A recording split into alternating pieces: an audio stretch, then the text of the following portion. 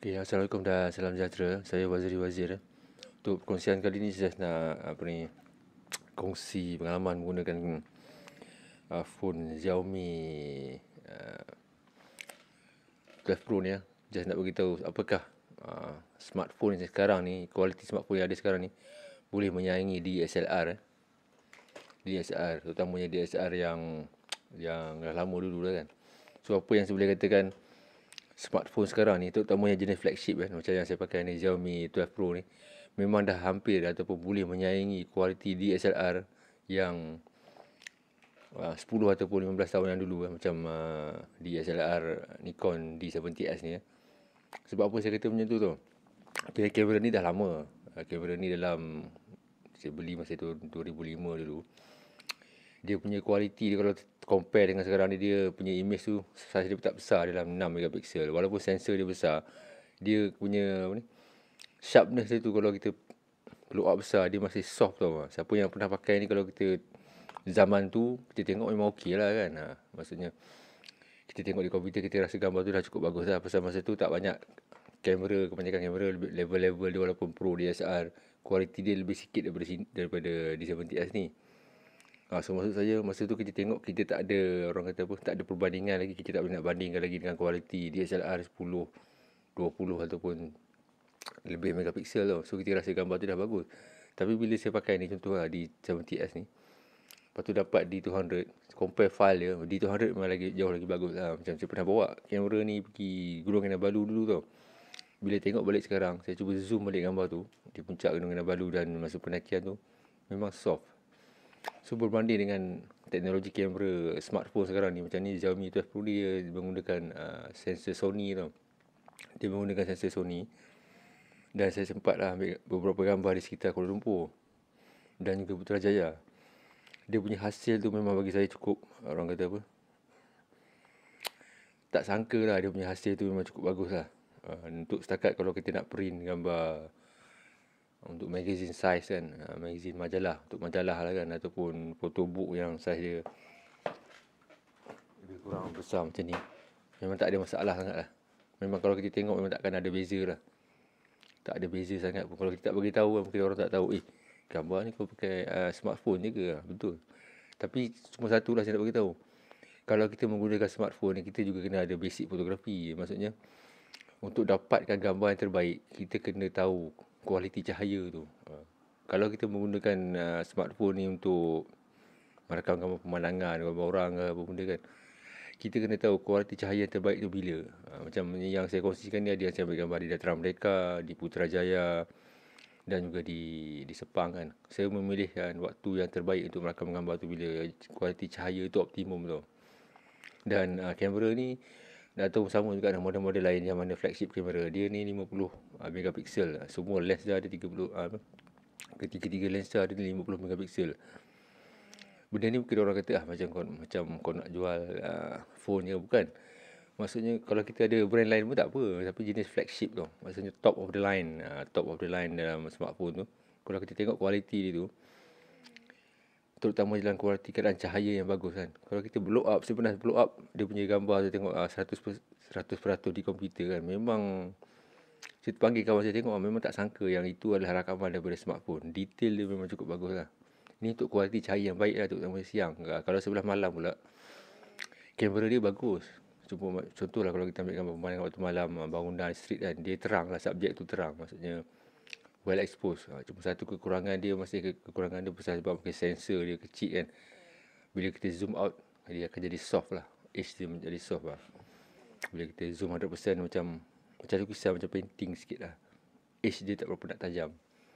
Tapi kalau waktu siang, cahaya yang cukup bagus lah, memang susah orang nak bezakan yang benda tu. Terutamanya kalau kita print size magazine yang biasa tu, macam A4 punya size tu, memang orang tak boleh nak beza lah benda tu dirakam menggunakan smartphone. So you boleh tengok lah gambar-gambar yang saya share ni. Cuma gambar-gambar yang saya share ni kebanyakannya saya rakam dalam kamera ni 1080p kan. Mungkin kalau tengok di skrin komputer atau smartphone, memang kita tak boleh nak beza lah. Tapi kalau saya boleh jamin lah, kalau kita print setakat A4 ataupun setakat besar majalah macam ni, setakat untuk nak buat, orang kata apa, nak print gambar besar macam ni. Orang tak boleh nak beza tau, yang kualiti gambar tu adalah daripada smartphone. Cuma lagi satu yang saya nak cakap, kalau kita gunakan telefoto mode ataupun bokeh atau portrait kan, dia masih nampak fake lah, nampak palsu lah. Sebab contoh yang saya kata nampak macam fake tu berapa? Kita pakai 35mm tapi bokeh dia tu macam kita guna 70-100. Siapa yang tak pernah guna DSLR, mungkin dia tak nampak beza tau. Maksud tak nampak beza tu, dia kata dia nampak bokeh tu macam normal lah. Tapi siapa yang pernah guna DSLR, pernah guna 70-100, pernah guna 300mm kan, bila kita tengok portrait mode yang kita guna daripada smartphone ni, dan kita tengok blurry dia tu, memang kita akan nampak macam kartun lah, macam lawak lah kan. Takkanlah wide angle dia punya blur macam 200mm kan. Cuma benda tu lah, dia nampak fake lah. Lagi satu, dia punya blurry dia tu, dia punya cut out tu kan, dia tak orang kata pun tak smooth lah. Mesti ada kesan-kesan yang, yelah, cara macam kita pakai green screen lah kan. Subject sharp, belakang blur je macam kita pakai green screen. Dia punya cut out dia tu tak berapa nak smooth. Benda ni kalau kita tengok dekat phone je, ataupun kita post di Insta ke apa, orang tak nampak. Benda tu, age dia tu terlalu kecil lah. Tapi kalau kita print besar, baru kita nampak yang dia punya subject dengan blurry, belakang blur tu kan. Portrait mode tu dia tak berapa cantik lah. Memang tak cantik lah kan. Nampak fake lah. Tapi memang fake pun pasal, yelah, dia buat orang kata apa, blurry tu dia buat dalam prosesor smartphone ni. Macam berbanding dengan DSLR, dia punya blurry background tu memang blurry, boleh kata analog. Bukan maksud saya filem lah, dia blurry yang memang mechanical lah. Dia blurry pasal lens tu. Kalau kita pakai 200mm, blur dia macam ni. Kalau kita pakai 600mm, blur dia lagi cantik.